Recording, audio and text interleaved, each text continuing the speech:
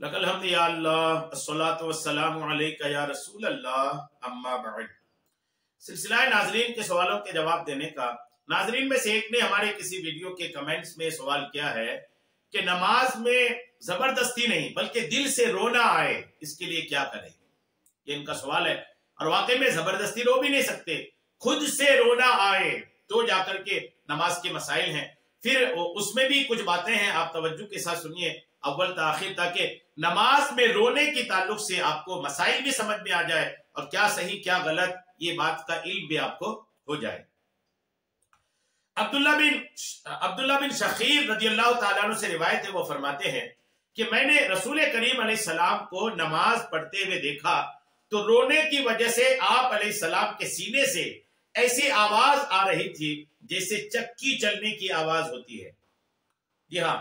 عبداللہ بن شخیر رضی اللہ تعالیٰ عنہ بتا رہے ہیں کہ انہوں نے نبی کریم علیہ السلام کو نماز پڑھتے ہوئے دیکھا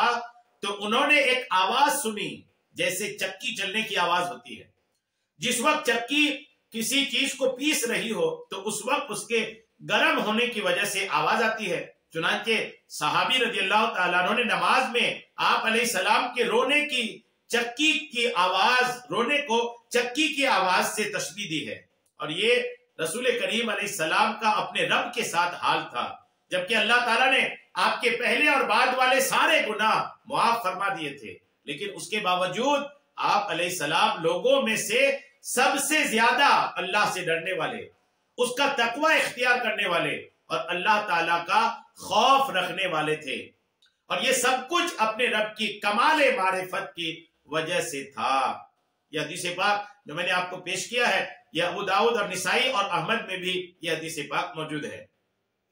تشریح جو میں نے آپ کو سنایا نا، جس میں یہ کہا گیا کہ آقا کریم علیہ السلام جو روتے تھے نا نماز میں، اس کی تشریح بھی سنی، اور اس میں یہ بات بھی آیا کہ رونے کی جو وجہ تھی نا، وہ اس وجہ سے تھی کہ آقا کریم اللہ کریم سے بہت زیادہ ڈرنے والے، تقوی اختیار کرنے والے اور اللہ تعالیٰ کا خوف رکھنے والے تھے۔ اگر آدمی نماز میں رونا نصیب کرنا چاہتا ہے نا تو یہ چیزیں بہت ضروری ہے، خوف خدا اور تقوی، اللہ کا خوف اور تقوی۔ جب تک یہ دو چیز نہیں آئے گی نماز میں رونا نصیب نہیں ہوگا۔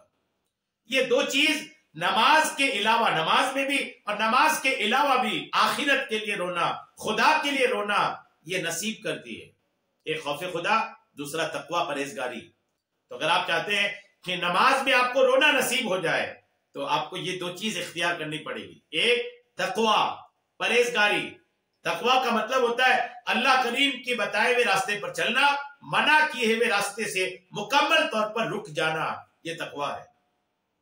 خوف خدا، تقوی بھی اور خوف خدا بھی، یہ دو چیز جب آپ کے دل میں آ جائیں گی تو الحمدللہ آپ کو نماز میں رونا نصیب ہو جائے گا۔ نماز میں رونے کی تعلق سے بار شریعت میں صدر الشریعہ علیہ رحمہ نے یہ لکھا ہے، آپ لکھتے ہیں کہ آواز سے اگر رویا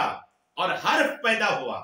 یعنی آواز سے رویا اور ایسا رویا کہ اس سے حرف پیدا ہوئے، ان صورتوں میں نماز، اس صورت میں نماز جاتی رہی۔ یعنی اگر کوئی نماز میں آواز سے رویا اور ایسا رویا کہ کچھ حرف بن گئے رونے کی آواز سے، تو اس سے نماز ٹوٹ جاتی ہے۔ لہذا رونا تو آئے، خود سے آئے، اور رونا کس وقت کب آئے گا وہ بھی آپ نے سنا، اور جب رونا آئے تو اس وقت اس بات کا بھی خیال رہے کہ رونے کی آواز سے حرف پیدا نہ ہو۔ اللہ کریم ہم سب کو تقوی پرہیزگاری اور خوف خدا عطا فرمائے، آمین، بجاہ نبی الامین صلی اللہ تعالی علیہ وسلم۔